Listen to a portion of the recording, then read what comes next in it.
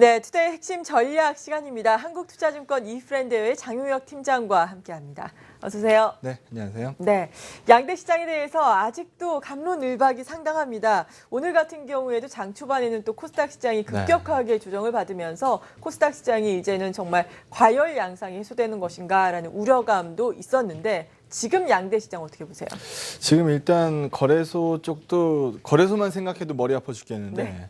코스닥 쪽에서 저런 모습이 나오게 되면 투자 심리는 급속하게 냉각될 그렇죠. 거다. 어제 예. 방송에서도 말씀을 드렸던 부분입니다.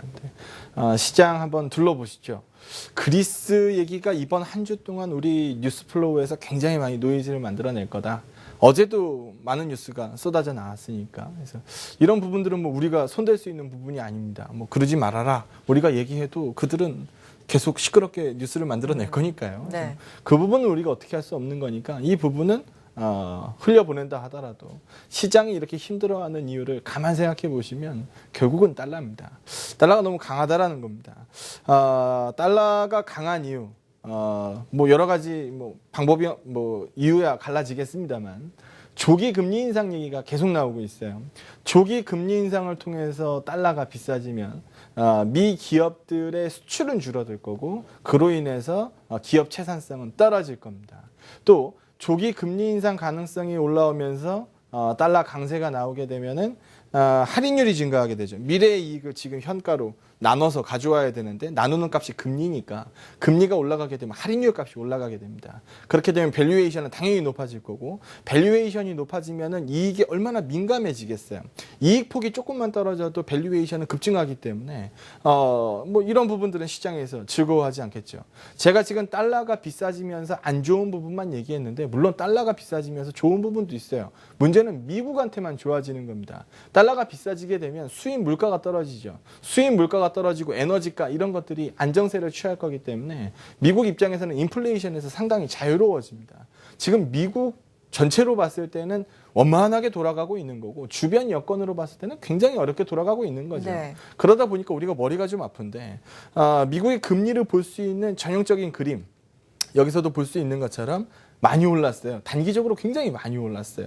이런 그림들 속에서 일단 야 이럼에도 불구하고 대한민국은 괜찮아. 이렇게 얘기하기에는 다소금 어렵다라는 거죠. 여기서 보시는 것처럼 아시아 쪽에 그러니까 일본을 제외한 아시아 펀드 플로우는 여기서 보시는 것처럼 굉장히 양호합니다. 그런데 대한민국 쪽으로 보게 되면은 작년 말쯤에 좀 슬로우해진 다음에 네, 터닝되는 모양이 없어요.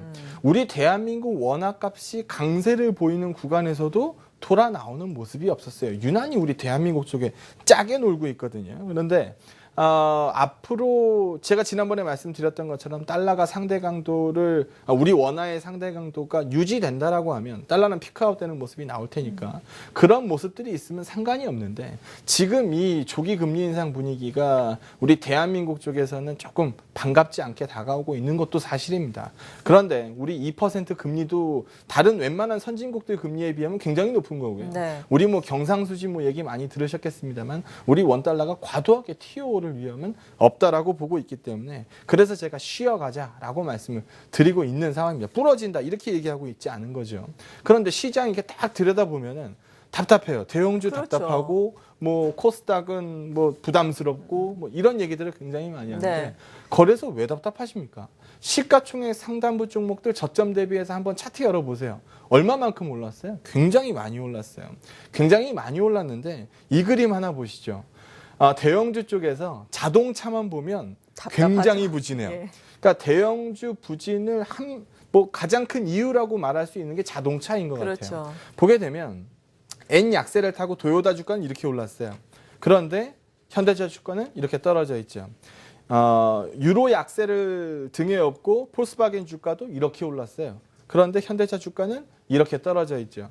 중국 판매 데이터가 이렇게 올라와도 지금 현대차 주가가 빠지고 있는 상황이에요.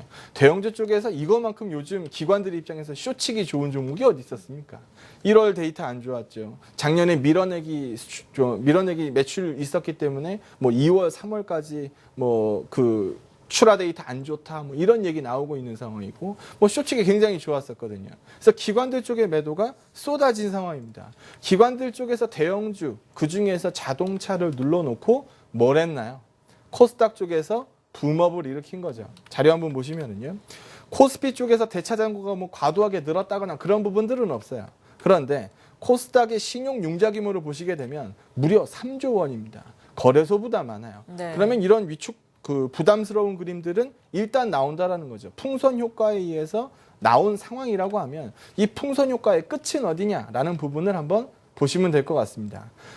이번 1분기 영업이익 추정치도 이제 더 이상 빠지지 않아요. 연간 영업이익 추정치도 여기서 보시는 것처럼 올라오기 시작합니다. 시가총액 규모별로 보게 되면 소형주도 EPS 추정치가 내려요. 중형주도 EPS 추정치가 내려요. 반면에 대형주는 더 내릴래야 내릴 곳이 없어요.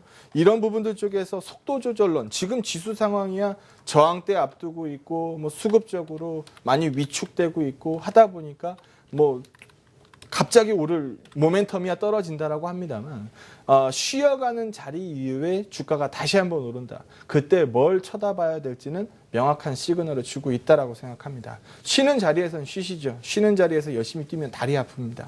그런 부분들 녹여서 시장 쳐다보시면 될 것 같습니다. 네, 조금 더 쉬어갈 수 있는 시장이다라고 시장 전반적인 평가에 대한 이야기 들어봤고요. 그리고 앞서서 저희가 뉴스를 이야기를 하면서 또 IR센터 이야기를 하면서 또 나왔던 이야기가 NC소프트 실적도 물론 중요하지만 모멘텀을 봐야 한다. 경영권 분쟁 문제를 보자라고 말씀해 주셨는데 이 부분도 정리를 해보면 좋을 것 같고 SK도 또 일감 몰아주기와 관련해서 또 합병 설도 지금 솔솔 나오고 있어요. 이러한 부분도 살펴주시죠. SK 한번 생각해보고 SK 얘기서부터 먼저 할까요? 네. SK도 지주사고요. SK CNC도 지주사예요. 그런데 밸류에이션 갭을 보게 되면은 SK CNC는 굉장히 비싸게 거래되고 있고 네. SK는 굉장히 헐값에 거래되고 있어요. 똑같은 이슈는 굉장히 많아요. 현대모비스도 현대차를 지배하고 있는 지주사격 회사입니다. 그런데 모비스는 밸류에이션이 싸요. 반면에 글로비스는 굉장히 비싸요. 이런 이슈가 왜 나오는 걸까요? 삼성전자 밸류에이션 비싸지 않죠. 하지만 제일모직이나 삼성 SDS는 밸류에이션이 비싸요. 이유가 뭘까요? 회장님의 주식이기 때문입니다. SK 지분구도 한번 보시죠. SK가 밑에 놓여져 있는 자회사단들을 소유하고 있는 구조입니다. 그런데 일반적인 지주회사 구조는 SK 밑에서 퍼져나가면 SK 위에 아무것도 안 서 있는 게 일반적이에요. 그런데 SK CNC라는 회사가 떡하니 버티고 있어요. 이 부분이 왜 나왔을까요? 최태원 회장님은요, SK 지분이 거의 없어요. SK CNC 지분만 있습니다. 네. 그러면은 지금 이 두 회사의 주가 구조를 놓고 보면은 나중에 어떤 문제가 발생될까요? 지금 옥상옥 구조거든요. 그러다 보면은 지주사를 자연스럽게 합치자는 얘기가 나올 거예요. 합치는 과정에서 오너한테 유리한 방향은 뭘까요? 오너가 들고 있는 SK CNC 지분은 높게 형성되고 오너가 없는 SK 지분은 낮게 형성이 돼서 수압을 돌렸을 때, 합병을 돌렸을 때 오너한테 유리한 방향 쪽으로 시장이 흘러갈 거다. 최태원 회장님이 이렇게 얘기한 거 아니에요. 시장에서 알아서 계산한 거죠. 다음 페이지 보시게 되면 만약에 합병을 하게 되면 자사주를 전량 소각했을 때 지금 최태원 회장님 SK 지분 거의 없는데 SK 지분이 합병 법인 지분이 25%가 넘어갑니다. 이런 그림들 분명히 나올 수 있거든요. 지금 시점의 차이다라는 얘기가 나오고 있는 상황이고요. 이번에 글로비스도 지분 매각에서도 보셨던 것처럼 일감 몰아주기 규제에서 벗어나고자 매도를 한 그렇죠. 거거든요. CNC도 똑같은 이슈가 있습니다. 그럼 이 CNC가 벗어날 수 있는 방법은 뭐가 있을까요? 합병카드 얘기가 나올 수밖에 없는 상황이고요. 그런 부분들이 높게 시장에서 평가받고 있다라고 보시면 될 것 같습니다.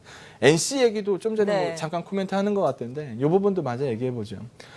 김택진 대표 임기가 언제까지인지 알고 계십니까? 언제까지인가요? 올해 3월까지입니다. 얼마 안 남았네요. 네, 근데 이번에 넥슨에서 이미 선은 걷어요. 김택진 대표의 재신임을 뭐 찬성한다라고 얘기는 해놨습니다. 그런데 나머지 이사들에 대해서 추천권을 얘기하고 있어요. 경영참여하겠다라고 얘기했으니까 이 부분에 대해서 얘기를 하고 있어요. 일각에서는 이런 얘기 많이 합니다. 3월 말에 NC 주총할 텐데 주총 때까지 시끄러울수록 NC소프트 주가는 많이 오를 거다. 네. 일리 있는 얘기예요. 둘이 치고받고 싸울수록 시장은 치열해질 거고 바깥에서 보는 NC소프트 주주들은 기대감이 높아질 거기 때문에 충분히 가능성이 있는 얘기입니다. 그런데 만약에 공정거래위원회에서 넥슨의 NC소프트의 경영 참여를 허락해주지 않는 경우 그때는 어떻게 될까요? 넥슨의 김정주 회장은 NC소프트에 25만 원 주고 들어갔습니다. 지금 25만 원 주가가 안 되죠. 그렇죠. 들어가고 난 이후에 주가도 계속해서 안 좋았었고 양사 간의 시너지도 없었어요. 그러다 보니까 엑시트 계획을 짜야 되는데 엑시트 계획 짜는데 제일 좋은 건 시끄럽게 만드는 겁니다. 이번에 그 부분이 나온 거고 넥슨 보유 지분이 만약에 공정거래위원회에서 경영참여를 정상적으로 허용해 주지 않으면 불가해버리게 되면 넥슨은 어떤 행동을 취할까요? 이 주식을 손에 들고 있을 이유가 없어요. 네. 제3자 매각 얘기가 아마 나올 겁니다. 제3자 매각 얘기하면 시장에서 아주 단골 손님으로 등장하는 업체가 하나 있어요. 어디요? 알리바바. 아, 중국에. 예. 돈 있는 곳이 거기밖에 없으니까 뭐 제3자 얘기 나오면 뭐 알리바바 어쩌고 저쩌고 뭐 그런 얘기 나옵니다. 그런 얘기 여기도 충분히 나올 수 있어요. 하지만 기업의 펀더멘탈을 반영하고 있는 이슈가 아니고 경영권 관련된 이슈, 노이즈이기 때문에 그런 부분들로 우리가 크게 계산하기에는 다소금 어렵지 않느냐라는 생각입니다. 일단 저 개인적으로 NC소프트는 예전에 뭐 13만 원 뭐 이 정도 시기에서 고생 굉장히 많이 했던 네. 기업이에요. 제가 봤을 때는 분명히 싼데 시장에서 눌려 있었기 때문에 이 방송에서도 얘기 많이 했었고 욕도 많이 먹었습니다. 근데 지나고 나서 보니까 20만 원 위로 훌쩍 올라왔어요. 그렇죠. 지금 와서 봤을 때는 20만 원 정도면 지금 저 어닝 구조, 지금 성장률이 떨어지고 있기 때문에 저 어닝 구조에서는 뭐 적정한 주가인데라고 생각할 수 있는 레벨이라고 보여집니다. 하지만 25만 원 김정주의 엑시트 가격까지는 여전히 좀 부담스럽다라는 판단이고요. 시장에서 시끄러우면 시끄러울수록 NC의 주가는 비싸질 수 있다. 하지만 심플하게 결론이 나는 경우 네. 김정주가 더 이상 NC의 지분을 들고 있을 이유가 없다라는 쪽으로 결론이 나는 경우에는 얘기가 좀 싱겁게 끝날 수도 있습니다. 그런 부분들을 같이 좀 참고하셔야 될 것 같습니다. 네, 오늘 이렇게 시장 이야기 나눠봤습니다. 한국투자증권 이프렌드웨어의 장용혁 팀장이었습니다. 고맙습니다. 네, 고맙습니다.